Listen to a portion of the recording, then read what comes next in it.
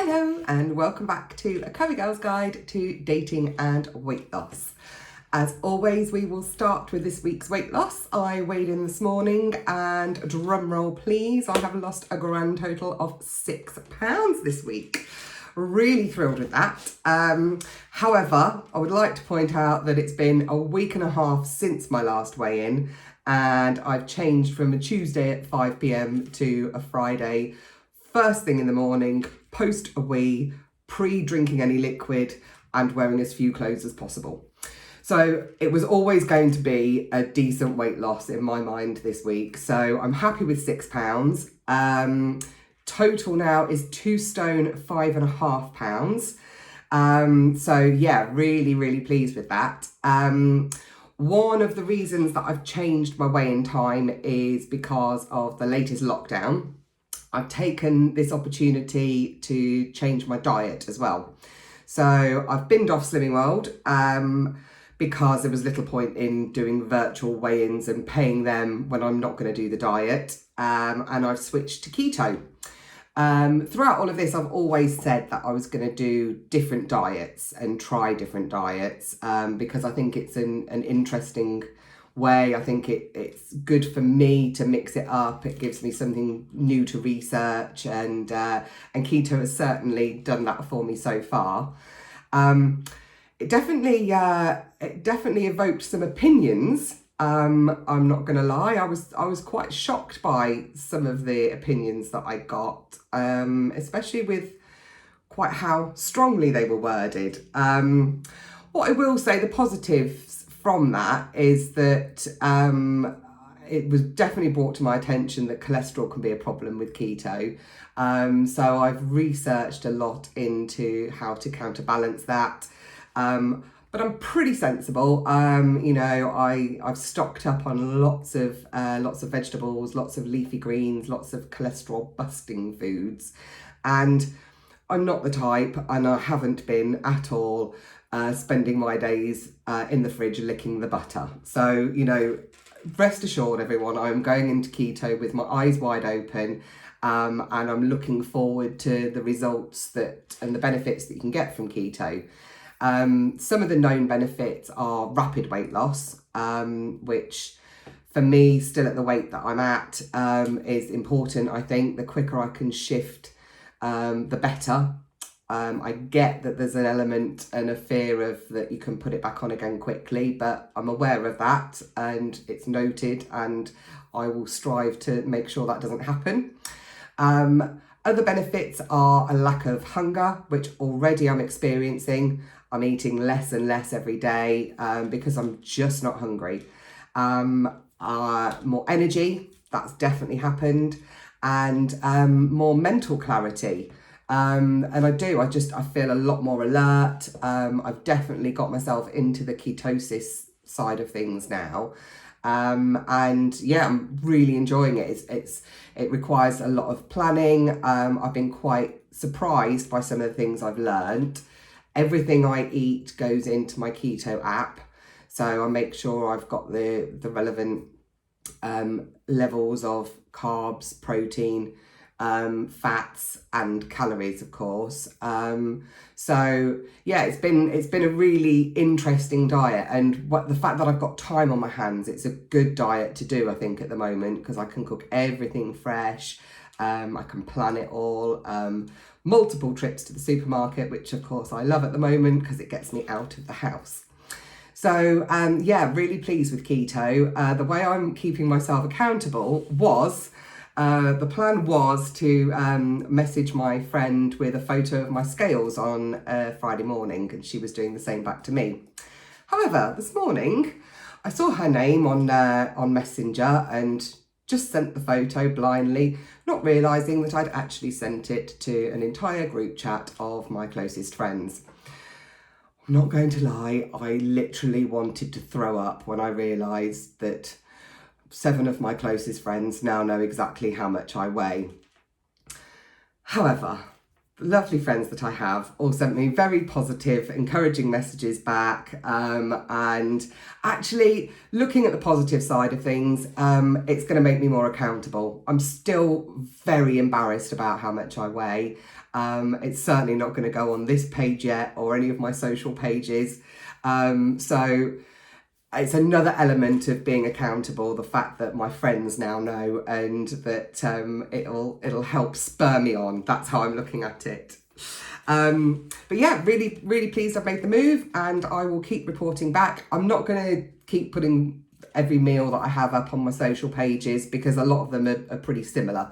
However, I have now defrosted my freezer, thank you, and I've got loads more food that I can play around with and lots more dishes. So any new dishes that I do or anything new that I have, I'll post up on Insta and Facebook. So yeah, that's the weight loss. Although actually, I'm saying that's the weight loss.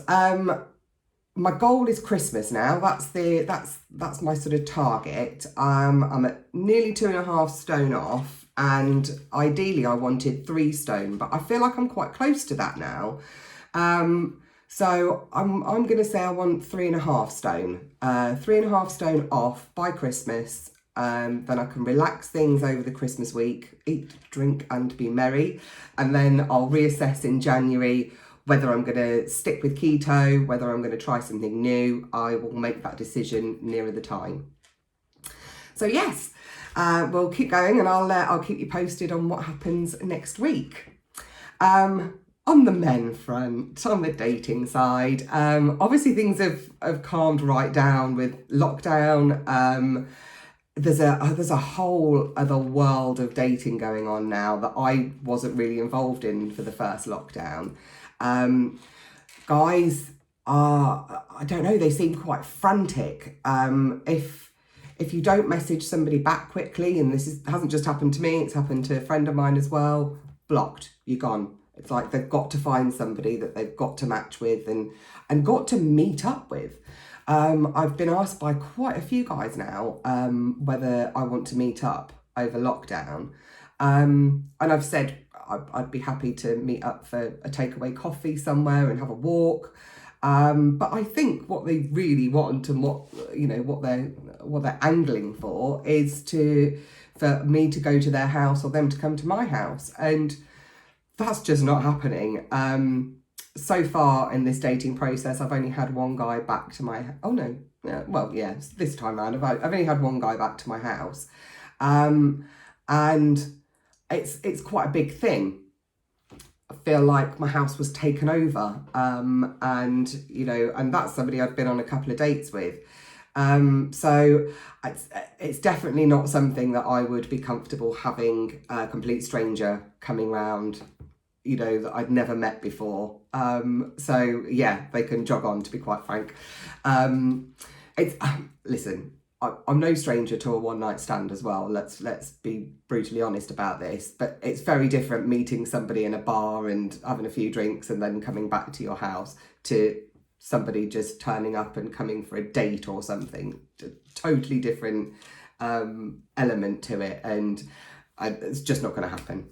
So so that's quite interesting. There's an element of them being quite frantic. There's an element, there's one guy I'm talking to that I'm only really talking to because I'm a bit worried about his mental health, to be quite frank. Every time he messages me, he's got that element of, Ross from Friends when he's all depressed and he's like, hi. That's his tone of message. So I'm just every now and again, every couple of days, I'll just check in. I'm like, hi. How are you? Have you had a good day? Oh, I've done this. It's been busy and it's been lovely and la la la. And I still just kind of get back a bit of a hi, but he's still going. So, I just think if I can inject a little positivity into his life over the next couple of weeks, it might help. There was another guy that has messaged me this week, and I decided I was going to do this vlog today, and I thought, the dating side's going to be pretty rubbish. But actually, he's given me some great content for you all. It wasn't long before I thought, okay, this guy's probably going to be a bit pervy, but let's see if he surprises me. So he was saying that he started it all off by saying, after a few messages back and forth, that he would have no problem with me and him going out somewhere and me flirting with another guy. I thought, okay, that's a bit odd. I tried to steer away from what I thought was going to turn into pervy territory and keep it light, and just said, well, what if I fancied him more than you? What if I decided to go off with him? And his response was, well, that would be absolutely your choice and I would have to accept that, but you would be coming home with me. I thought, okay, that's a bit odd. Again, trying to lift the mood and get the banter going, I said, well, what if I got pied? His response was, oh, do you like it messy then? No. Pied is a term of phrase that the kids all use nowadays if you get a knockback. I've no interest in getting messy. Anyway, so turns out this guy does have a kink and he is into female-led relationships. So we'll go back to him in a minute, but so obviously being the good student that I am, I've now researched what a female-led relationship is.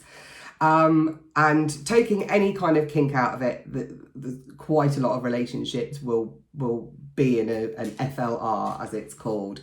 Certainly, I've only had 2 long-term relationships, and I would absolutely hands down say that they were both a female-led relationship. I was the dominant force in both of those relationships.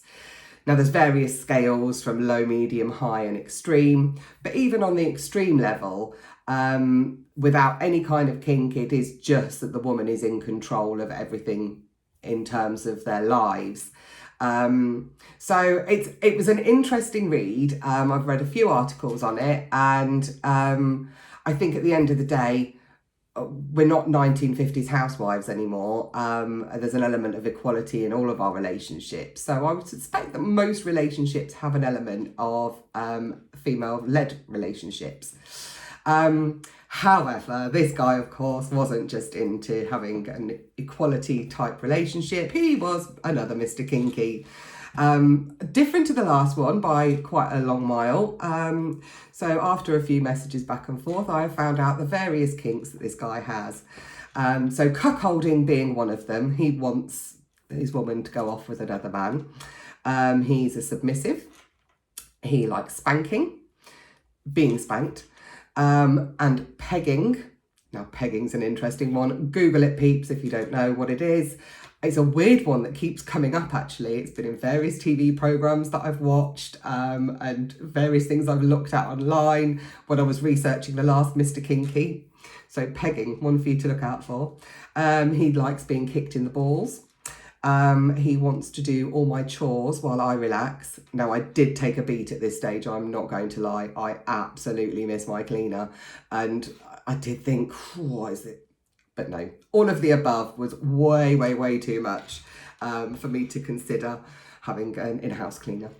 Then he responded with, so what's your poison? What's your kink? Do you want to make a mess of me? Are you into girl on girl? Are you into incest? Incest? Now, I'm not going to lie. This guy was messaging me at 5:30 p.m. My daughter was downstairs having tea. I was like, wow, this is extreme. What is going on with these men out here? I just don't get it. Anyway, weirdly, I haven't binned him off yet. I have zero need or desire to ever meet this guy or have a relationship with him, but I do kind of want to talk to him on the phone. I think he's going to be really interesting, and I think I'll get some more funny stories out of it. So we have planned to have a phone call this weekend, and I'll keep you posted. But don't worry, I promise I will not be meeting this one or having anything to do with him. What it has certainly what it has brought up to me is the fact that I absolutely don't want a female-led relationship this time. I'm all for equality, but I certainly don't want to be in charge. So if nothing else, he has brought that to my attention. Anyway, that's about it really from me this week. There's not much else to report. I shall check in with you all next week. And so that's me, Charlie, from A Curvy Girl's Guide to Dating and Weight Loss.